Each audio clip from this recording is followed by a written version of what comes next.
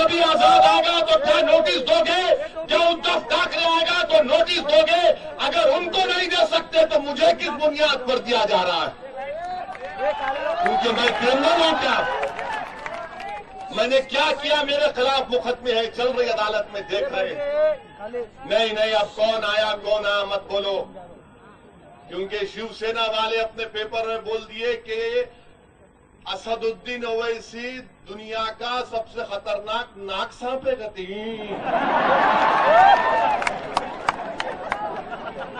अखबार में लिखे हम नाक सांप है, ठीक है। सुनो जी, उनके अच्छों का जवाब दे सकते हैं अपन। नान कलाई खाते खाते जबान भी अच्छी हो गई। हम सांप है तो याद रखो, तुमको ही नसीब ना ले इंशाअल्लाह ताला। और तुम्हारे जो आस्तीन के सांप है वो होंगे। हमको सांप बोलना और ये बोलना कि मतदान का अख्तियार छीन लिया जाए। मैं शिवसेना को चैलेंज कर रहा हूं, पूरी ताकत लगा लो। हिंदुस्तान का कॉन्स्टिट्यूशन तुम्हारी शिवसेना से बड़ा है। हिंदुस्तान का कॉन्स्टिट्यूशन तुम्हारे लीडर से बड़ा है। हिंदुस्तान का कॉन्स्टिट्यूशन तुम तमाम से बड़ा है। दुनिया की कोई ताकत किसी भी हिंदुस्तानी से उसका वोट डालने का, मतदान डालने का अख्तियार नहीं छीन सकती। दूसरी बात कि शिवसेना बोल रही है बच्चे कम पैदा करो। नसबंदी नहीं, फैमिली प्लानिंग करो। मैं आपको बताना चाह रहा हूं, मेरे पास रिकॉर्ड है। क्या रिकॉर्ड है? 2011 का सेंसस मेरे सामने है कि 2001 से 2011 तक मुसलमानों का पॉपुलेशन 2.2% बढ़ा और हमारे हिंदू भाइयों का 1.4 बढ़ा। मैंने हंसना नहीं है। अगर यही हमारा प्रोडक्शन का रेट रहा, यही हमारा प्रोडक्शन का रेट रहा, यही हमारा कैपेबिलिटी रही, तो 200 साल लगेंगे, 200 इयर्स लगेंगे मुसलमानों का पॉपुलेशन हिंदू भाइयों के बराबर होने के लिए। 200 साल लगेंगे। और 2020 में जाकर ये पॉपुलेशन ऐसा ही ग्रोथ होते रहा तो 200 साल लगेंगे। कभी तो पढ़ लो अखबार वालों, इतना तो थम्सअप मत बनो, फैमिली प्लानिंग करा लो। 200 साल लगेंगे और ईयर 2020 में हिंदुस्तान का पॉपुलेशन कितना होगा? 3264 करोड़। ये मेरा नहीं है भाई, ये गवर्नमेंट का डेटा है। इसीलिए हमको बेवकूफ मत बनाओ आप। हम आपसे बोल रहे कि जब आप औरंगाबाद आएंगे तो रोड पे चलो, स्कूटर पे बैठो, ऑटो में जाओ, हर गड़े हर जगह गड़े बने हुए हैं। आखिर कौन देखेगा इसको? मेरे अजीज दोस्तों, ये आज इस बल्दिया के इंतखाबात को ये कहा जा रहा है कि बांद्रा में ऐसा हुआ। आज क्या हुआ? कांग्रेस वाले बड़ा बड़ा इल्जाम लगा रहे मजलिस पे। नारायण राणे का कौन सा अखबार है वो? प्रहार में नारायण राणे बोले कांग्रेस मेरे को डुबा दी, मेरे को किरण बेदी बना दी, हम नहीं लड़ना इलेक्शन। क्यों नहीं लड़ना इलेक्शन? हम याद रखो, कांग्रेस, एसपी, एनसीपी, ये सेकुलर पार्टियां, मैं तुमको पैगाम दे रहा हूं, मैं तुम पे एहसान किया था पार्लियामेंट के इलेक्शन में नहीं लड़के। जावेद कुरैशी गवाह है कि पार्लियामेंट इलेक्शन में कितने बड़े बड़े लोग आए थे इलेक्शन लड़ने के लिए कि हम औरंगाबाद से लड़ेंगे, हम वहां से लड़ेंगे। हम बोले नहीं, हमको मोदी को रोकना है, कोई और कामयाब हो जाए। तुम मुझे मजबूर कर रहे हो 2019 के पार्लियामेंट इलेक्शन में अपने उम्मीदवारों को महाराष्ट्र में खड़ा करने के लिए। याद रखो, बांद्रा ईस्ट में अगर दोबारा इलेक्शन होगा तो दोबारा लड़ूंगा इंशाअल्लाह ताला। लड़ना हमारा काम है। अगर हम लड़ेंगे नहीं तो जीतेंगे कैसे? हर बार इनका बोलते रहेंगे सेकुलर सेकुलर। 42 पार्लियामेंट सीट पर शिवसेना बीजेपी कामयाब हो गई महाराष्ट्र में, तो मैं जिम्मेदार था क्या? समाजवादी पार्टी के एक लीडर आके बड़े बातें कर रहे। मैं उनसे पूछना चाह रहा हूं, भाई साहब किधर? आपके नेता मुलायम सिंह बोले थे कि मोदी के हाथ फूला उससे भरे हुए, और जब अपने भाई के पोतरे की शादी हुई तो मुलायम सिंह मोदी का हाथ पकड़े हुए शादी में। खुशी के मौके में मोदी को बुला लिए, इलेक्शन के टाइम पे हमको बोले अलमदद अलमदद। खुशी में आप किसको बुलाते? अपने दोस्त को बुलाते। ये किसको बुलाए? मोदी को बुलाए। तो हमको सबक मत दो। हम तुम्हारी एक एक बात को अवाम के सामने रखकर अवाम फैसले करेगी। मेरे अजीज दोस्तों, मजलिस इत्तेहादुल मुस्लिमीन क्या चाहती है? पॉलिटिकल एम्पावरमेंट हो दलितों का, माइनॉरिटीज का, ओबीसी तबकों का। ये हमारा नज़्मुल ऐन है। और फिर ये महाराष्ट्र की हुकूमत गवर्नमेंट में आने के बाद बीफ बैन कर दिए। मैं आपसे वादा कर रहा हूं इंशाअल्लाह ताला अल्लाह दिखाएगा कि इनका बीफ बैन इनके लिए नाकामी का सबब बनेगा। ये उनको एक दिन बीफ बैन उठाना पड़ेगा, क्योंकि महाराष्ट्र का किसान तड़प रहा है, महाराष्ट्र का किसान परेशान है। जो लेदर का काम करने वाले हमारे भाई बहन हैं वो परेशान है। दलित बरादरी के धारावी में, मुंबई में 20,000 यूनिट है, तमाम के तमाम बंद होने के दर पे आ गए। हमारे कुरैश बरादरी के भाइयों का कारोबार है ये। आपको मालूम 3 लाख के करीब लोग बेरोजगार होने वाले। 5,000 करोड़ से ज्यादा नुकसान महाराष्ट्र को होने जा रहा है। मगर बीफ बैन अजीबो गरीब बीफ बैन है। किसका फायदा हो रहा है इसमें? गरीब अगर कैसे खाएगा? उसको 440 या 450 रुपए का मटन नहीं खरीद सकता। उसको गरीब है तो बैल का गोश्त खरीदेगा। मगर आप बोल रहे नहीं, बीफ बैन पूरे के पूरे लोगों को परेशान कर दिए। अब मुझे कोई कह रहा था कि यहाँ पर नान खलिया बनाने में मुश्किल आ रही है। हमारे लोग एक्सपर्ट हैं, इधर से भी शॉर्टकट जुगाड़। औरंगाबाद की दावत और वो ना हो, क्या बात? कोई परेशानी की बात नहीं है इंशाअल्लाह। जब तक दुनिया बाकी रहेगी औरंगाबाद में वो फिजा पकती रहेगी, कट पकती रहेगी। मगर मकसद क्या है कि हमारे दस्तरखान का खाना खींच लेना, दलित के दस्तरखान का खाना खींच लेना। क्यों ऐसा कर रहे हैं आप? जब आप सबका साथ सबका विकास की बात करने वाले हैं तो फिर ये सब काम क्यों आपको?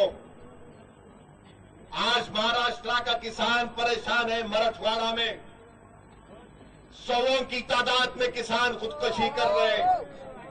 औरंगाबाद से बाहर चले जाइए, खेतों में जो गन्ने की खेतें हैं वो किसान परेशान हैं।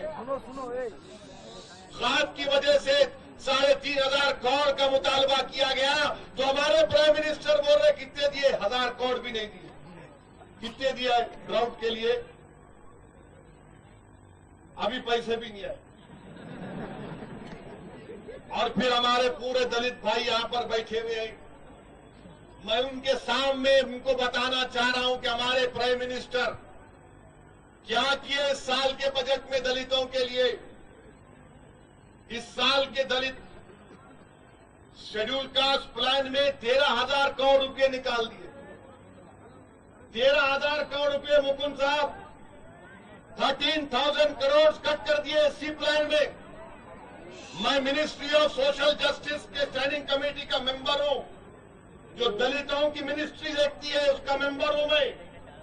760 करोड़ रुपए नहीं दिए मोदी साहब। कितने? 760 करोड़ रुपए नहीं दिए। एससी प्लान में 13,000 करोड़ रुपए कम कर दिए। और हमारे मुकुंद साहब जो दलित बच्चों का प्री मैट्रिक स्कॉलरशिप है 300 करोड़ रुपए नहीं दिए। कहां पड़ेगा दलित, मुझे बताओ। बाबा साहिब का यौम पैदाइश आया तो सब लेके निकल गए। अरे मगर अगर बाबा साहिब से तुमको इतनी मोहब्बत है तो बताओ बीजेपी शिवसेना वालों, ये मैं जो कह रहा हूं झूठ है या सच है, मुझे बताओ। 13,000 करोड़ रुपए का एससी प्लान खत्म। 760 करोड़ रुपए ministry of social justice empowerment को नहीं दिए। दलितों के प्री मैट्रिक स्कॉलरशिप को 300 करोड़ रुपए नहीं दिए। और फिर बड़ी मोहब्बत करते हैं। ये इनका असली चेहरा है बीजेपी शिवसेना का। बात करे कि बोलते ना कि हमको मोहब्बत नहीं है हिंदुस्तान से, तो मैं तुमसे पूछ रहा हूं शिवसेना बीजेपी वालों, श्रीनगर में पड़ोसी मुल्क का झंडा लहराया गया, क्या कर रहे हो आप लोग? थालियां मार रहे? धरना नहीं देंगे? क्रिकेट की पिच को नहीं खोदेंगे? तो बोलेंगे नहीं हम अखबार में एडिटोरियल लिखती हैं। वाह वाह, अरे भारत माता की मोहब्बत के दावे करने वालों, इख्तिदार पर आ गए तो माता को भी भूल जाते तुम। जम्मू कश्मीर हिंदुस्तान का टूट हिस्सा है, मैं कह रहा हूं, मगर कश्मीरी भी हिंदुस्तान का टूट हिस्सा है। एनकाउंटर के नाम पर उस ट्राल के इलाके में कौन गोली मारा उस बच्चे को, खालिद वानी को बताओ। क्यों मारे गोली उसको? कौन मारा उसको? मगर ना मां झंडे पे बोलते, ना इस पे बोलते। खाली मजलिस का झंडा नजर आ रहा है इनको रातों में, सुबह में। मजलिस को रोको, मजलिस को रोको। अरे हमको रोकना छोड़ो, हमारे ताल्लुक से बोलना छोड़ो। आप पावर में है, तुम मेरे नाम की रोटी कब तक खाते रहोगे शिवसेना बीजेपी वालों? ओवैसी ओवैसी ओवैसी अपनी रोटी बनाओ, इतने तो काबिल बन जाओ। हमारे नाम की रोटी कब तक सेकते रहोगे? कोई बात नहीं, कोई बात नहीं, इसको भी भूख लगे, होता है ऐसा। मेरे अजीज दोस्तों, इन बातों की तरफ आपका तवज्जो चाहता हूं। ये बताना जरूरी है आपको कि ये हमारे महाराष्ट्र में ऐसा हो रहा है, हमारे मुल्क में ये चाल चली जा रही है बीफ बैन के नाम पर। कभी बोलते कि पॉपुलेशन बढ़ जा रहा, कोई बोलते कि इनकी जबरन नसबंदी करा दो, इनका पॉपुलेशन ज्यादा हो रहा। मेरे भाई, मैं डेटा के साथ बताऊं, पॉपुलेशन नहीं बढ़ा। हाँ, हमारे पास बच्चे ज्यादा होते तो मुझे यहां पर, मैं नहीं बोला ये, 2 दिन पहले हैदराबाद में एनकाउंटर के खिलाफ जलसा हुआ था, तो वहां पर मौलाना जाफर पाशा, हमारे महफूज रहमान जानते, जो मौलाना हमीदुद्दीन आखिल रहमतुल्लाह अलैह के फर्जन है, तो उन्होंने तकरीर में बोले कि मौलाना बोलते थे कि हमको अटक गड़ गया, आपको नहीं घटा, हम क्या करना। मैंने बोल रहा हूं ये मरना नोटिस दिए मेरे को, आप भी करो, कौन रोक रहा आपको? मगर नहीं, हम बढ़ा रहे, हम नहीं बढ़ा रहे, कुछ नहीं बढ़ा रहे। मेरे अजीज दोस्तों, इसीलिए हालात और वक्त का तकाजा ये कि मुत्तहिद रहिए।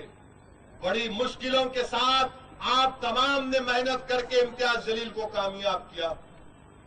एक मिसाल पेश की पूरे हिंदुस्तान में कि देखो औरंगाबाद में इत्तेहाद जब होगा तो यहां इम्तियाज जलील कामयाब होगा और फारहादी कामयाब होते होते रह गया। आज ये तमाम साजिशें इसलिए रची जा रही है कि ये नहीं चाहते कि 2019 जब आए तो इम्तियाज जलील के साथ गफ्फार खादी और मुकुंद सुनाने यहां से मिले बनकर ना जाए, इसीलिए पूरी साजिशें कर रहे, झूठे इल्जाम लगा रहे। मैं उस बच्चे फेरोज से आज मुलाकात करके आया हूं, उस फेरोज से मेरी बात हुई है, हमने सामने बैठकर आया हूं। मैं उस बच्चे का शुक्रिया अदा करता हूं कि उसको बहुत भटकाए। उसने कहा नहीं, मुझे शिकायत जो थी मैं असद भाई से जाकर बोलूंगा। मैं सलाम करता हूं उन तमाम लोगों को, मगर ये साजिशें रचा रहे हैं। अखबारात तो खैर आपके हैं, लिखते जाइए। अब तो ऐसा हो गया कि अगर मैं यहां पे छींकूंगा तो बोलेंगे इनको बुखार आ गया। तो कहीं ऐसा ना हो कि 22 तारीख के दिन ये लोग अखबार में फोटो डालेंगे। बांद्रा ईस्ट इलेक्शन में क्या किए, 22 वहां पोलिंग है, तो पोलिंग के दिन मेरी फोटो के साथ कांग्रेस के नायब सदर की फोटो डाल दिए, अलायंस हो गया और लोग बेचारे परेशान हो गए, ये क्या डाले फोटो, अखबार को पैम्फलेट के साथ छापे। यहां पर भी अगर करे तो बोलना अलायंस नहीं हुआ है, धोखा दे रहे हैं। मेरे पास भी बहुत से फोटो आए, याद रखो। अगर फेसबुक पे डालना शुरू कर दिया मैं, हमसे पूछते इम्तियाज जलील क्यों मिले उनसे। इम्तियाज जलील मिलेंगे मिनिस्टर से, इम्तियाज जलील लड़ेंगे मिनिस्टरों से, क्योंकि आवाम का काम करवाना है। बीजेपी की गवर्नमेंट है तो आवाम के पैसा, टैक्स पेयर का पैसा है, वो पैसा कहां जा रहा, वो आमदार का काम है, वो खासदार का काम है। मगर जो लोग पिछले 20 साल से पीछे मिलते थे कि एमएलए तू जीतना, एमपी तू जीतना, जो कॉम्प्रोमाइज करते थे, जो अपनी शादियों में प्राइम मिनिस्टर को बुलाते और इलेक्शन की मीटिंग में आके बोलते हमको वोट दो, ये मुनाफिकत है। हकीकत तो ये है मेरे अजीज दोस्तों कि जब से मंजलिस के एमएलए कामयाब हुए महाराष्ट्र के असेंबली में, बरसों के बाद सही तरीके से अवाम के इशूज को इम्तियाज जलील की क़ियादत में और वारिस पठान उठा रहे हैं। बीफ बैन का मसला हो, क्या आपने नहीं देखा कि औरंगाबाद के आमजाल केस का मसला नहीं उठाया गया? औरंगाबाद का आमजाल केस का मसला उठाया गया। कांग्रेस पार्टी से जाकर सवाल करो आप। मैं ईमानदारी से कह रहा हूं कि मक्का मस्जिद हैदराबाद में बम ब्लास्ट हुआ, देवेंद्र और लोकेश पकड़े गए। 2014-12 मार्च को बेल हुई आंध्र हाईकोर्ट से।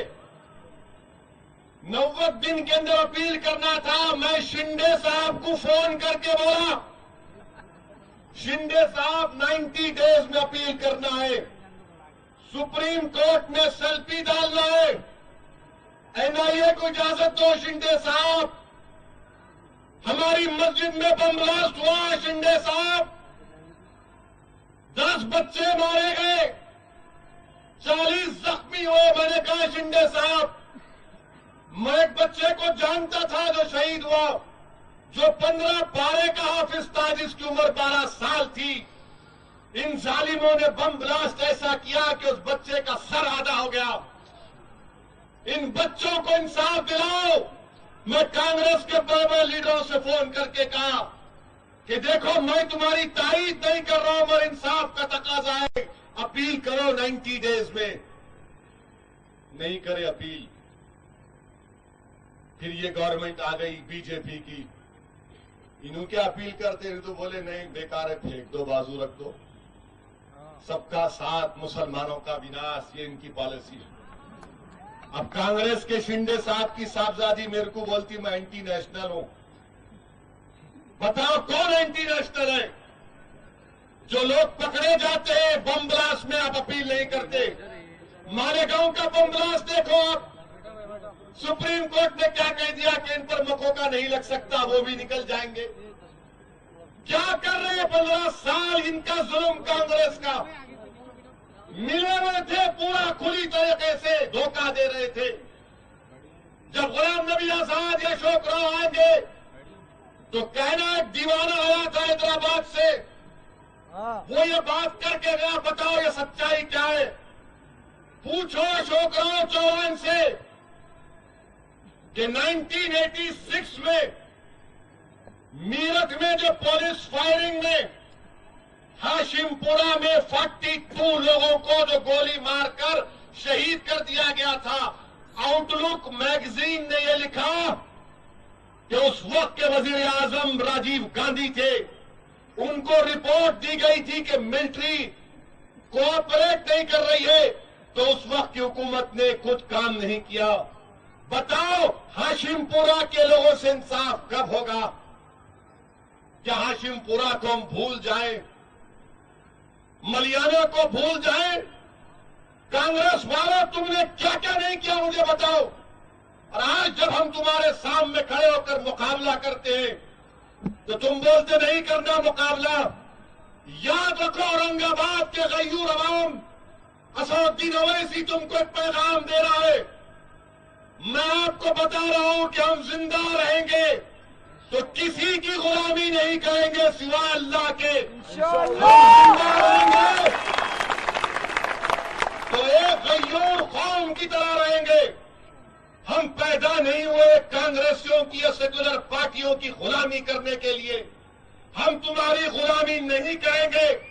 जो गुलामी करते वो तुम्हारे टुकड़ों पर पल रहे, तुम उनको पालो। हम 4 पैर के जानवर नहीं है, 2 पैर के गयूर इंसान हैं। हम तुम्हारी गुलामी नहीं करेंगे। हम तुमसे मुकाबला करेंगे अपने हक के लिए। हम बीजेपी शिवसेना से नहीं डरेंगे कि इनके डर से उनके गोद में जाके बैठ जाए।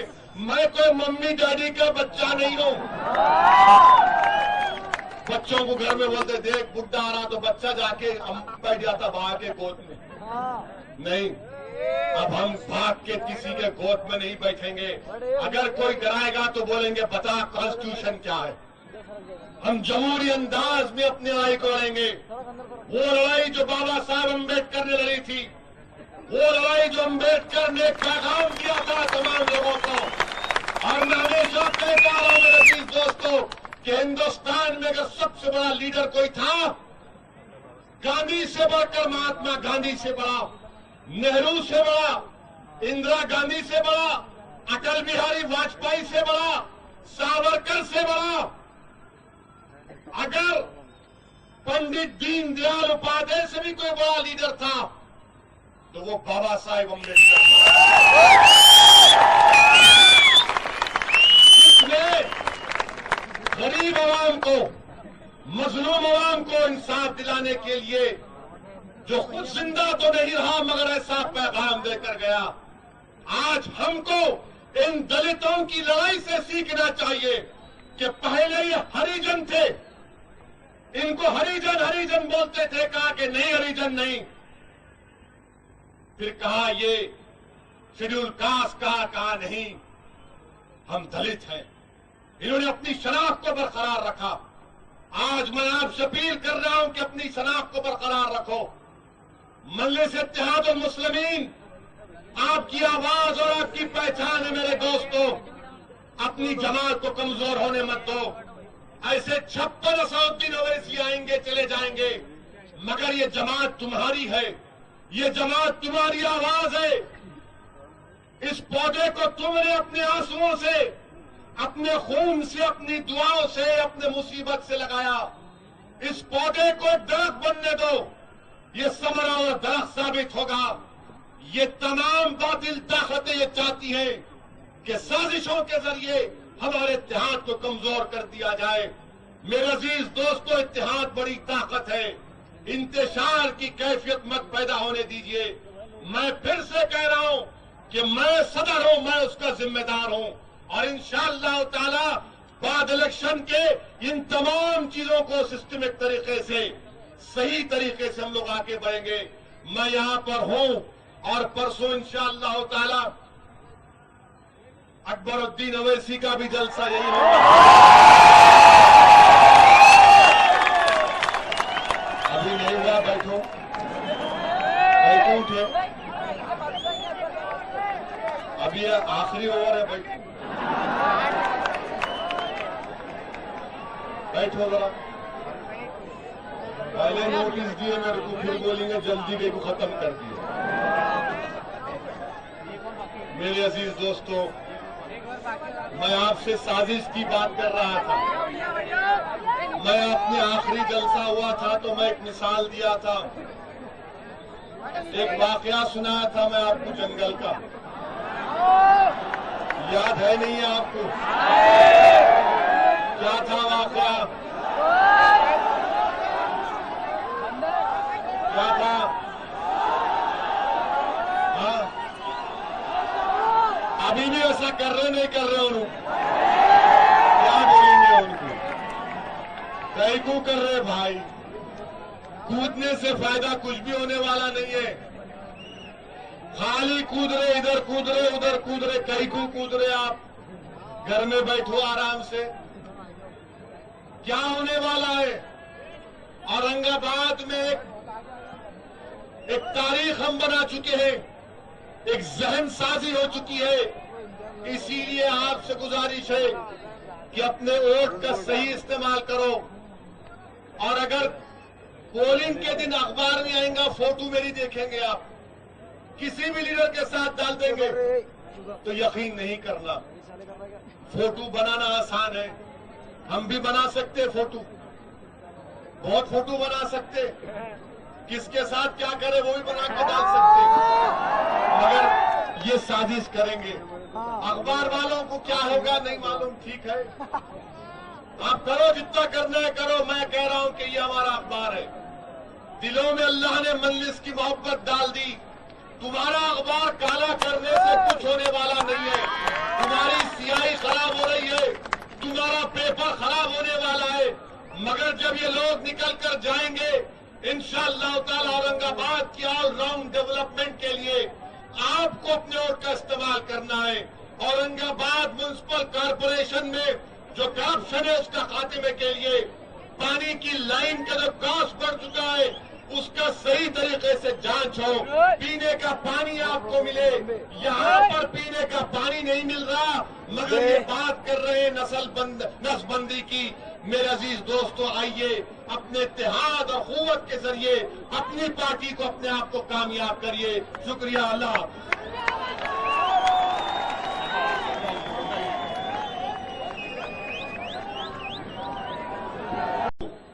ऐसा बंदरे जैसा कांग्रेस को ठठिया बांध के बंद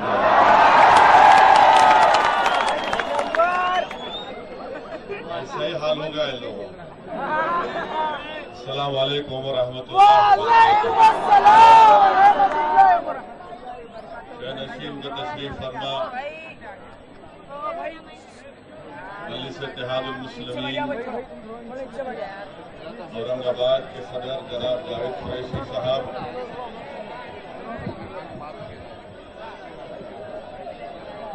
मौलाना महफूजुर रहमान साहब, सरपरस्त मजलिस इत्तेहादुल मुस्लिमीन मराठवाड़ा रीजन, मजलिस इत्तेहादुल मुस्लिमीन के रुकन असम्बली जनाब इम्तियाज जलील साहब, मजलिस इत्तेहादुल मुस्लिमीन के मोतमद अहमद पाशा कादरी साहब, सदरुल मोतमदीन मजलिस इत्तेहादुल मुस्लिमीन और तमाम कैंडिडेट्स मजलिस पार्टी को, मेरे अजीज दोस्तों, बुजुर्गों, मेरे पास 55 मिनट है। चलिए,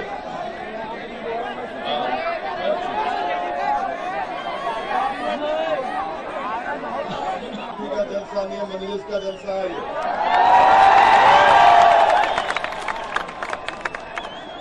बैठिए मेरे अजीज दोस्तों, चंद अहम ऐलानात मैं आपके सामने करना चाह रहा हूं। बड़े भाई जगह पीछे हो, अगर आप अभी बड़े सारे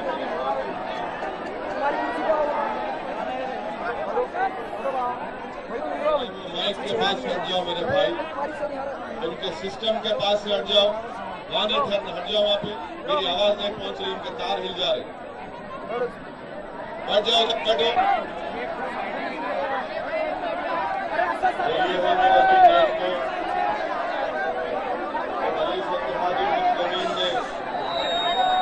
MIM पार्टी ने इस बात का फैसला लिया है। मैं बहसीयत सदर इस बात का आज औरंगाबाद में ऐलान कर रहा हूं कि औरंगाबाद में MIM पार्टी की तरफ से एक दलित और OBC सेल कायम किया जाएगा और इस दलित और OBC सेल की जिम्मेदारी मैं जनाब मुकुंद सुनाने साहब को देने जा रहा हूं। वो MIM पार्टी औरंगाबाद में दलित और OBC सेल की जिम्मेदारी प्रेसिडेंट रहेंगे उसके, और इंशाअल्लाह ताला जब 2019 में असेंबली का इलेक्शन होगा तो जहां से हमने गणेश साहब की तारीफ की थी, इंशाअल्लाह वहां से मुकुंद सुनाने मजलिस के उम्मीदवार मिलेंगे। दूसरी अहम बात यह है कि अभी इम्तियाज जलील साहब ने जिक्र किया कि औरंगाबाद में पैरेलल पानी की लाइन का सिलसिला शुरू हुआ। आज उस पानी के का एस्टीमेट 100% उसमें इजाफा हो गया और 1200 करोड़ उसकी कीमत हो चुकी है।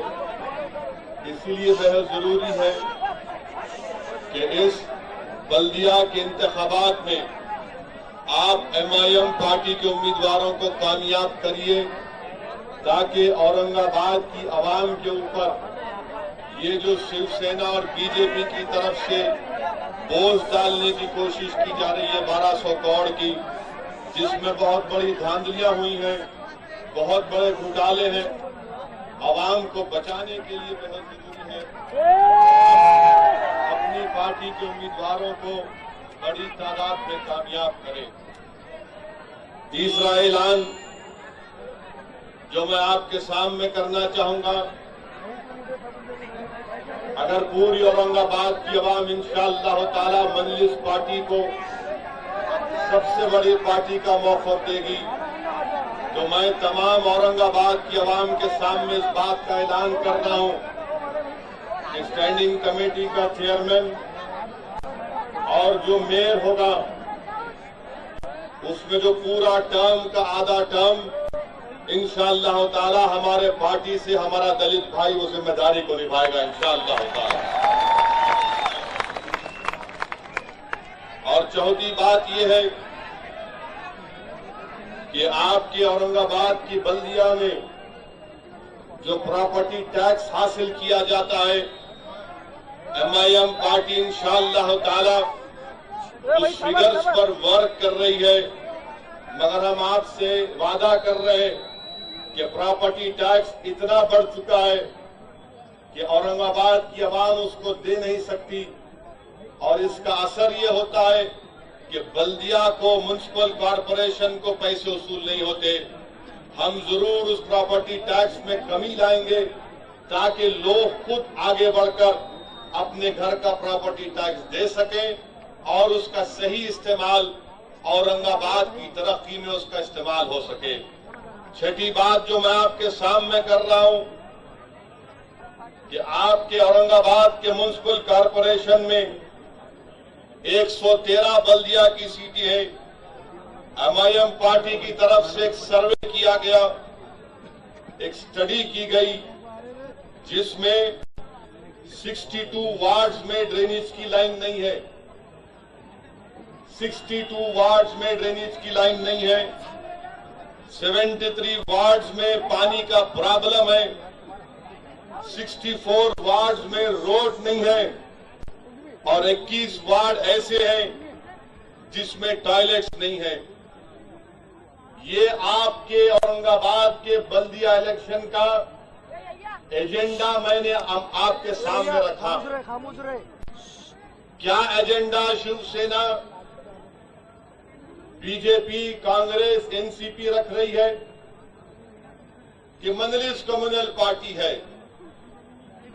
मैं चैलेंज कर रहा हूं, जब चीफ मिनिस्टर साहब यहां पर आएंगे औरंगाबाद में, या फिर शिवसेना के बहुत बड़े लीडर जो यहां से आएंगे मुंबई से, मैं उनसे कह रहा हूं कि मोटरसाइकिल पर बैठकर औरंगाबाद की रोड में चलिए या ऑटो में बैठकर जाइए, अगर आपकी सिक्योरिटी इजाजत देती तो मोटरसाइकिल पर जाओ,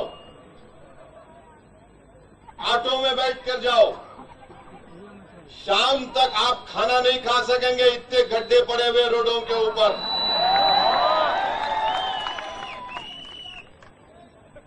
और अगर कोई सर्वे करेगा, पिछले 2 साल में अगर कोई ऑर्थोपेडिक सर्जन से पूछेगा औरंगाबाद में जाकर कि औरंगाबाद में सबसे ज्यादा तकलीफ किसको हो रही है, जिस्म के कौन से हिस्से को तकलीफ हो रही है, तो बोलेगा कि गर्दन में और रीढ़ की हड्डी में लोगों को दर्द हो रहा है, इसलिए कि यहाँ की रोडें तबाह बर्बाद हो चुकी है। और इसका जिम्मेदार ये शिवसेना और बीजेपी की तरफ से ये पावर में यहां पर है। 15 साल से कांग्रेस की हुकूमत रही, इनके घर को जाने की रोड मलई की तरह, और हम गरीबों के घर को जाने की रोड में 3-3, 4-4 फीट के गड्ढे हैं। अब उनकी रोड में गड्ढे डालना है, उनकी रोड में स्पीड ब्रेकर डालना है, उनकी रोड में 6-6 फीट के गड्ढे डालना है, ताकि औरंगाबाद की रोडें साफ हो सके। और इसके लिए आपको एमआईएम पार्टी के पूर्व उम्मीदवारों को, हमारे दलित भाइयों को, ओबीसी भाइयों को, हमारे मुस्लिम भाइयों को, सबको आगे बढ़कर औरंगाबाद के ओवरऑल डेवलपमेंट के लिए मेरी आपसे दर्दमंदाना अपील है कि आप अपना एक वोट मंजलिस पार्टी के हक में इस्तेमाल करिए। हर जगह निशान पतंग है, सिवाय 2 वार्ड के जहां पर हमारा निशान मुख्तलिफ है। और उन 2 वार्ड में भी घर घर जाकर आवाम को इत्तला दी जा रही है कि यहां पर ये निशान है।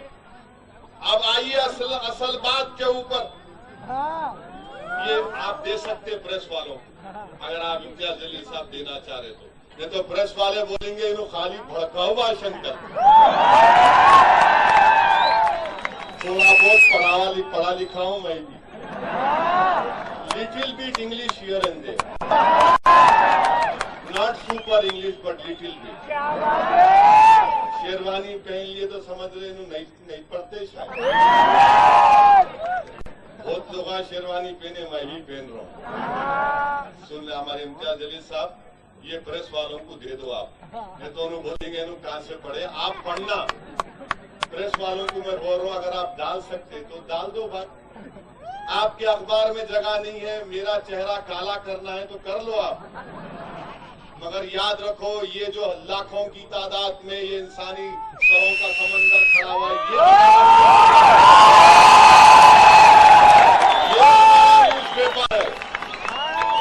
आप लाख हमारे खिलाफ लिख लो, मगर दिलों पर जो अल्लाह ने मंजलिस की मोहब्बत डाली, वो तुम्हारा अखबार काला करने से फिर भी आपके हवाले कर रहा हूं। आप जावेद साहब इसके काफिया बनाकर आवाज बढ़ा रहे, आवाज बढ़ा।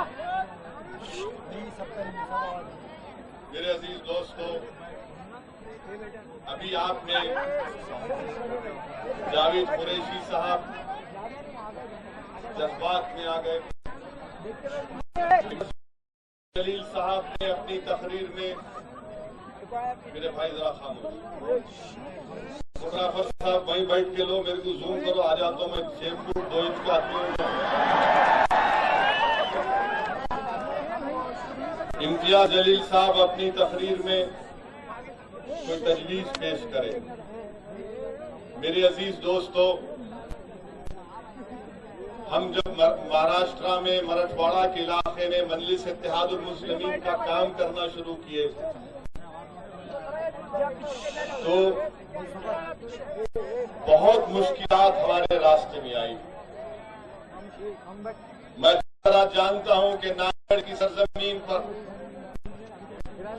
जब हम अपना काम करना शुरू किए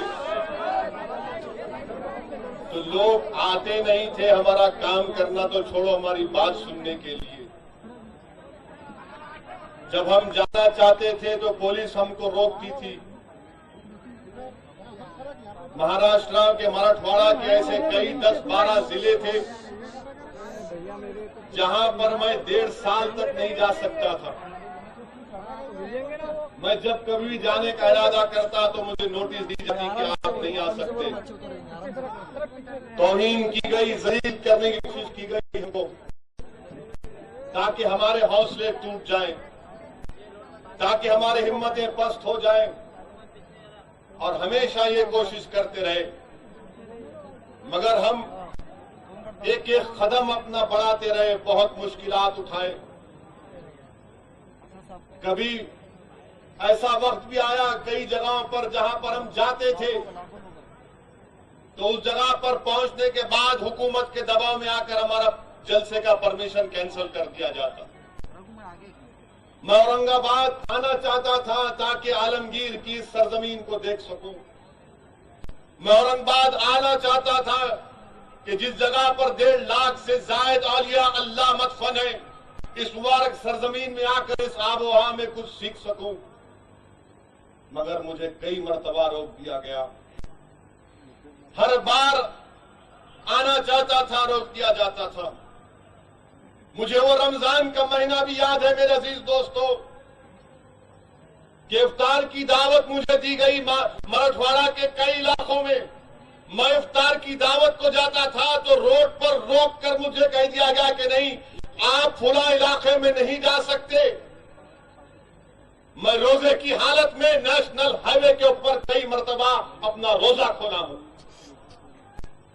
मालेगांव जा रहा था तो रोक कर मुझे नोटिस दी गई। मैंने कहा मैं रोजा खोलने जा रहा हूं, तो कहा नहीं आप रोजा खोलना मगर तकरीर नहीं करने वाला, तकरीर का प्रोग्राम नहीं है। तो कहा नहीं, इशारों से भी कुछ नहीं कहना। ये मुझसे कहा गया, हंसने की बात नहीं है। मैं सोचता था भाई मैं एमपी हूं, मैं मेंबर ऑफ पार्लियामेंट हूं हिंदुस्तान की सबसे बड़ी पंचायत का,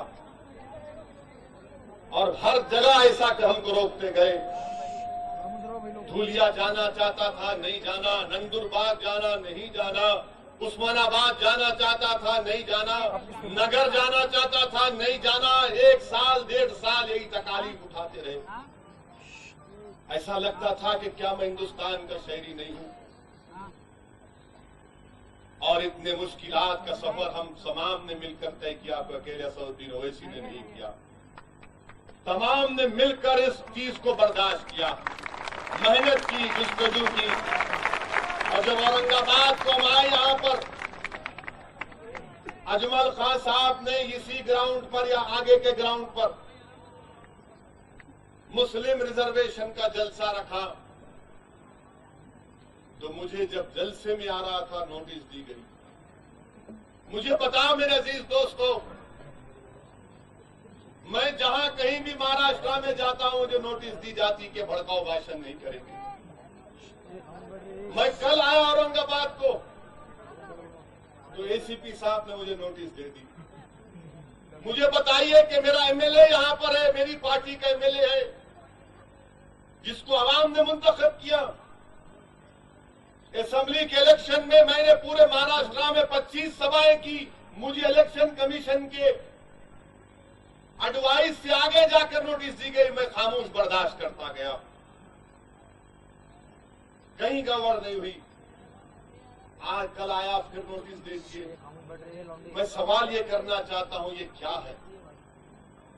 मगर इम्तियाज जलील साहब ने एक तजवीज रखी कि अगर हम अपने इत्तेहाद के ताकत और क़ुव्वत के बलबूते पर अगर कामयाब होंगे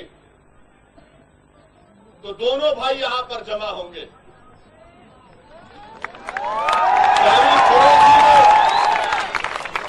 जज्बात में आकर वो कुछ इक़दाम करना चाह रहे थे। मैं आप तमाम के सामने खड़े होकर कह रहा हूं कि टिकट का डिस्ट्रीब्यूशन इलेक्शन में यकीनन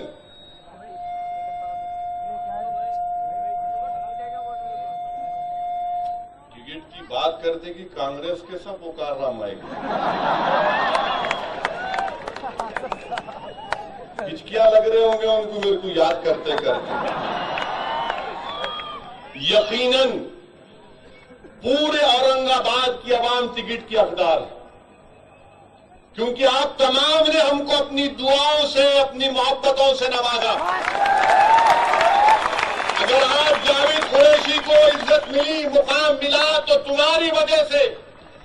इम्तियाज जलील कामयाब हुआ तो आपकी वजह से।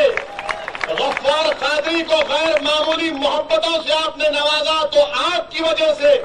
अगर असदुद्दीन ओवैसी यहां पर खड़ा है तो तुम्हारी मोहब्बत की वजह से।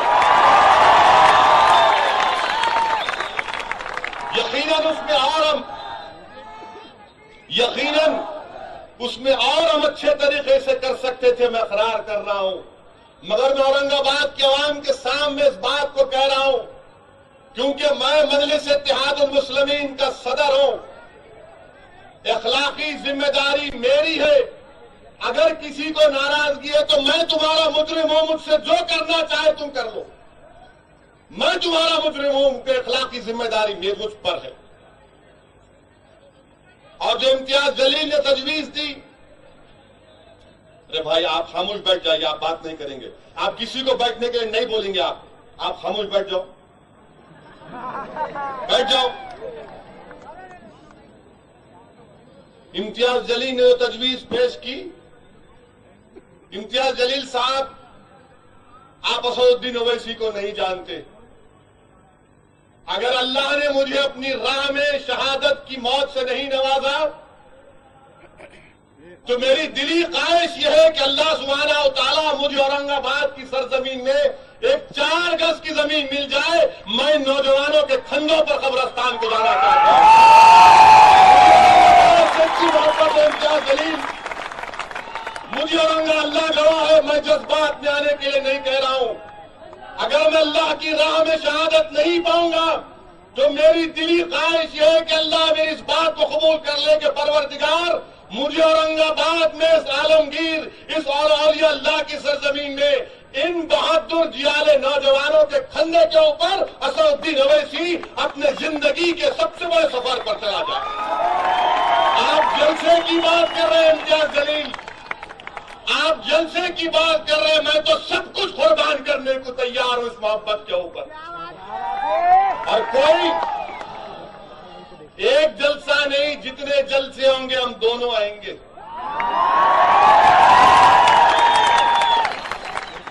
जलसा अपनी जगह पर है, मगर इंशाअल्लाह ताला जब तक मैं जिंदा रहूंगा, ये आपसे मोहब्बत, ये इस जगह से निस्बत को अल्लाह सुब्हानहू तआला जिंदगी भर कायम रखेगा इंशाअल्लाह। और दुनिया की कोई ताकत इस निस्बत को, इस मोहब्बत को कमजोर नहीं कर सकेगी इंशाअल्लाह।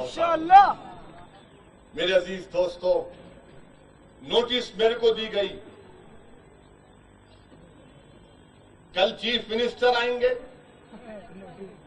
अशोक राव चौहान भी आएंगे,